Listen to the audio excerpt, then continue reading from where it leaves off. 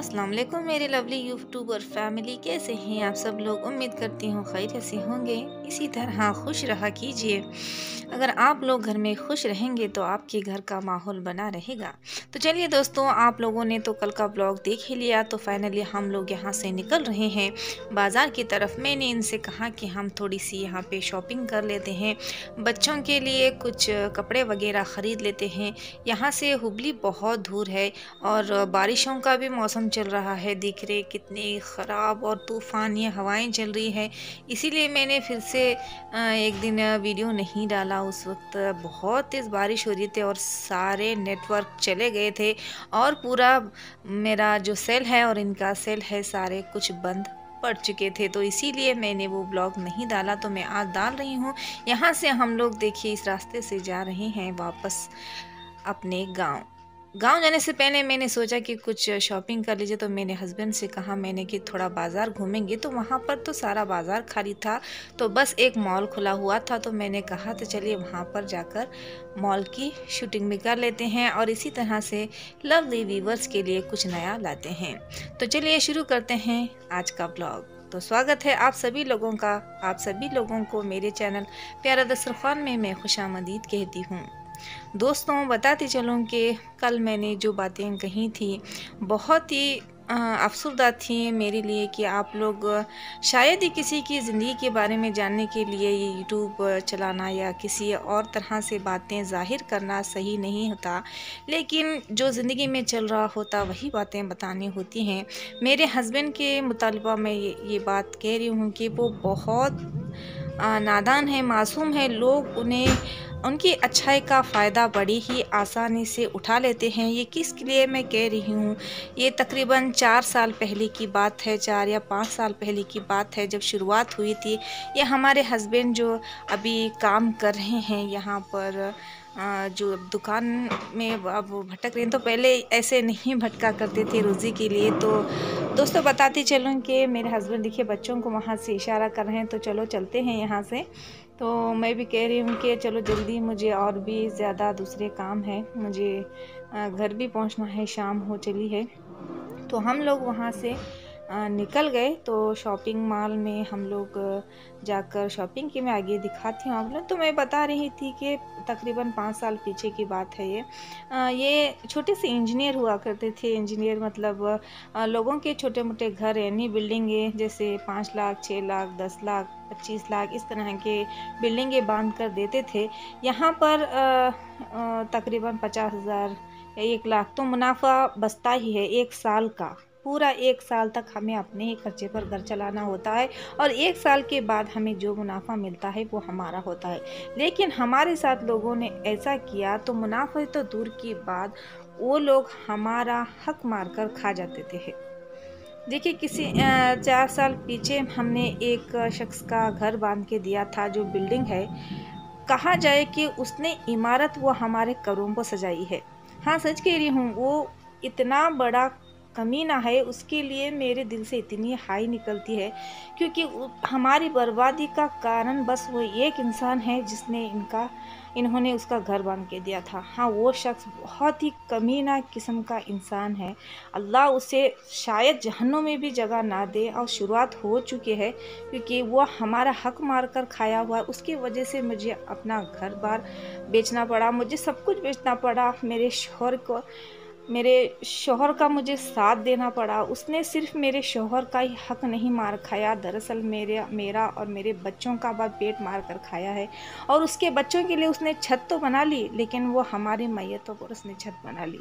हाँ मैं सच कह रही हूँ, उसने हमारे साथ बहुत बुरा किया। वो कहता गया कि आप काम करते जाएं, मैं आगे आपको पैसे दूंगा, आप काम करें, मैं आगे आपको पैसे देता हूँ। इसी तरह से मेरे हस्बैंड जो घर में बचा कुचा होता था वो सारा कुछ ले जाते थे, जैसे कि मेरा सोने का हार सब कुछ उन्होंने बेच दिया और उसकी इमारत खड़ी कर दी। हाँ दोस्तों, जैसे ही उसने वो इमारत खड़ी की, उसने कहा कि और थोड़ा काम बाकी है वो कर दें और मैं आपके सारे 3 लाख रुपए वापस दे दूंगा। तो ये पागल थे ये, वो मेरे सगे थे, वो हमारे रिश्तेदार ही थे। उन्होंने क्या किया, कुछ भी नहीं किया, कहा कि सब कुछ घर बांधने के बाद वो साफ साफ मना किए। कैसा पैसा हम नहीं देंगे। तो फिर हम कहाँ से लाएं? उसके घर को उसके सारा लगा दिया, इधर उधर से कर्जे किए, सब कुछ किया। फिर मेरे शोहर को उन लोगों ने फाड़ खाया। जा बहुत सारे लोगों से इन्होंने मदद मांगी कि हमारी हेल्प करें, उससे पैसे निकलवाएं, लेकिन फिर भी उन्होंने टस से मस नहीं हुआ। जो भी उसके घर में जाता वो गालियां बकता। मुझे इतनी जलन होती है और इतनी दिल से हाय निकलती है कि शायद मेरी वो हाय अल्लाह के अर्श तक शायद पहुंच गई होगी। वो एक ही बरस में 6 लाख रुपए हॉस्पिटल को डालकर चला गया। अल्लाह जिस तरह गरीबों का मुंह मार कर खाता है, जिस तरह मेहनती इंसान का मुंह मार खाता है ना, तो अल्लाह ताला उसे कभी नहीं छोड़ते। उसकी लाठी बे आवाज़ है, वो जब भी पड़ती है बड़ी जम के पड़ती है। उसी दौरान उसकी माँ बीमार हो गई। उसकी माँ को 3 लाख रुपए उसने उसी दौरान, उसी 1 महीने में वो 3 लाख रुपए डालकर आ गया। और ख़ुद को शुगर हो गई, और उसके शरीर में कीड़े उतना पड़ना बाकी था। वो इतनी तकलीफ़ से गुजरा ना, तो मुझे अच्छा नहीं लगा। बट मैं क्या करती, मेरे पेट की आग थोड़ी तो ठंडी हुई। और उसके लिए उसने 3 लाख रुपए वहाँ पे डाल कर आया खुद के लिए। तो टोटल 6 लाख रुपए से ज़्यादा, यानी 8 या 9 लाख रुपए अल्लाह ताला ने, उसने हमारे 3 लाख रुपए खाए, हराम के खाए। लेकिन अल्लाह ताला देखिए ना, 9 लाख रुपए उससे छीन लिए। अभी बाकी है, अभी हमारा हक मारने का वो कहीं नहीं जाएगा। अल्लाह ताला सब देख रहा है। उसे, उस जो इंसान है उसे अल्लाह ताला ज़रूर सज़ा देगा, और ज़्यादा सज़ा देगा। ये हमारे हस्बैंड ने जो किया उसके घर के लिए, हमारा सब कुछ बेचना पड़ा हमें उसके घर बांधने के लिए। मेरे हस्बैंड इस कारोबार में बहुत मुश्किलें उठाएं, बहुत परेशानियां उठाएं, बहुत ज़्यादा इन्होंने तकलीफ़ें उठाई। अल्लाह के पास रो रो कर उसके लिए हाथ उठाकर बदुआ मांगी, लेकिन वो कहाँ जाती बदुआ। अल्लाह का अर्श भी हिल गया होगा। दोस्तों, उसने जो हमारे साथ किया बहुत गलत किया। अभी बाकी है उसका, अभी बाकी है। लेकिन मैं ये आप लोगों को इसलिए कह रही हूँ कि दुनिया पर कभी भरोसा ना करें। वो कहेगा कि आपको मैं आपको दूंगा, आप इस तरह से कीजिए, तो उस पर कभी भरोसा मत करिएगा, क्योंकि वो आपको फाड़ खाने वाला होता है, आपकी ज़िंदगी बर्बाद करने वाला होता है। वो खुश है उसके घर में, वो खुश है, आबाद है। लेकिन हम यहाँ कह रही हूँ कि हम बहुत मुश्किल से हमने अपने आप को संभाला, फिर से खड़े हुए, फिर यहाँ पर आए। मैंने अपना घर बार सब कुछ बेचकर अपने शौहर के कर्जे हमने फेड़े। अब अल्लाह ताला मुसीबत से थोड़ा निकाल चुका है। दोस्तों, ये मैं कहना इसलिए चाह रही हूँ कि किसी पर भी भरोसा ना। बहुत बुरा लगता है दोस्तों, बहुत बुरा लगता है, क्योंकि हम लोग पूरी मेहनत से, ईमानदारी से उनका ज़्यादा पैसा ना लेते हुए उतने में ही करते हैं, फिर भी लोग हमारे साथ ऐसा क्यों करते हैं? आखिर दुनिया ऐसी क्यों है?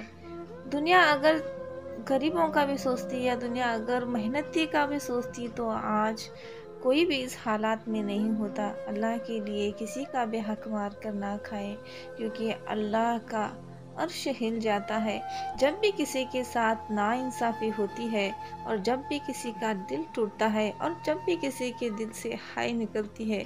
ज़मीन पर यकीन जाने एक पत्ता भी नहीं हिलता, लेकिन अल्लाह का अर्श ज़रूर हिल जाता है।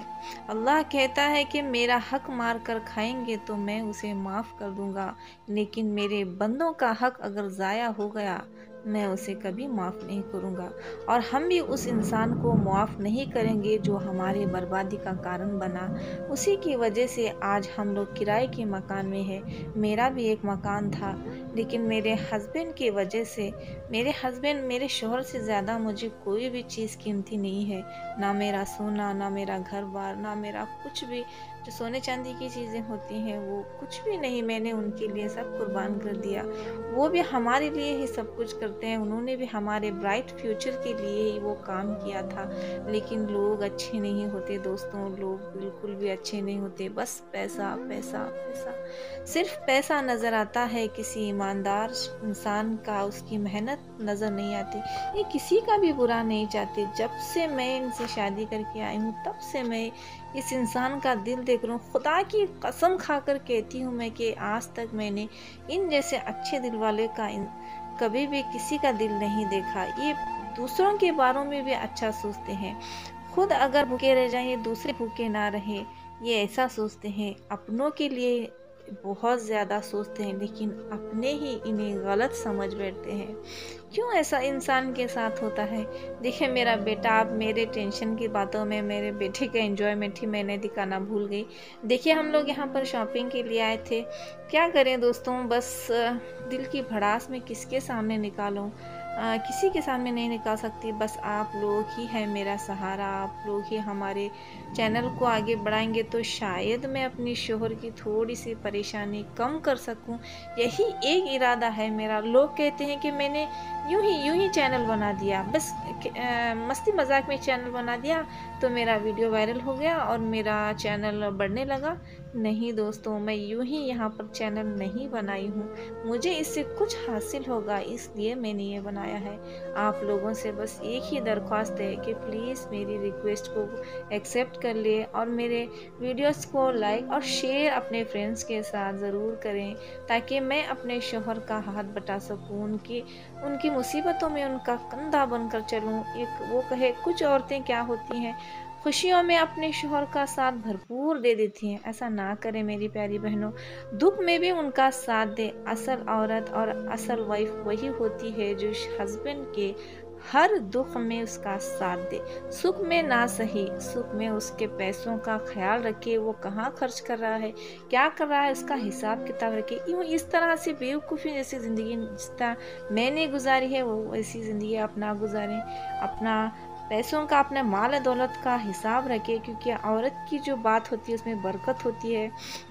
वो जो भी कहती है शायद अल्लाह ताला उसके ज़बान में एक ऐसी सिफत रखा होता है, वो जो कहती है वो सच हो जाता है। मैंने हस्बैंड को अपने रोका नहीं, सब कुछ दान करने दिया। वो जैसा बोलते गए मैं वैसा सुनती गई। मैं शायद ऐसा नहीं होना चाहिए था। मैंने फिर भी इनका कभी भी साथ नहीं छोड़ा। हालांकि मुसीबत वक्त में तो मैं इनके सामने चट्टान की तरह खड़ी रही। अल्लाह के फजल से मुझे इस बात पर गर्व है। वो हमेशा कहते हैं कि अगर तुम ना होती तो आज मैं शायद इस हालात में ना होता। तुम्ही ने मुझे बहुत हिम्मत दी है। ये बहुत तारीफ़ करते हैं मेरे पीछे, आगे भी मेरे सामने कहते हैं कि तुम अगर ना होती तो शायद मैं आज फिर से अपने पैरों पर खड़ा ना होता। ये पहले भी बहुत नर्वस हो चुके हैं, बहुत सारे इन्होंने गम के दिनों देखे हैं और मैंने कहा कि मैं शर्म लाज हया सब छोड़ दूँगी। मैं सिर्फ़ आपकी मदद करना चाहता हूँ, सिर्फ़ आपकी मदद। इस चैनल के ज़रिए शायद हमारी मदद हो जाएगी और मैं इनके कर्ज़ों से इन्हें आसानी दिलवा पाऊँगी।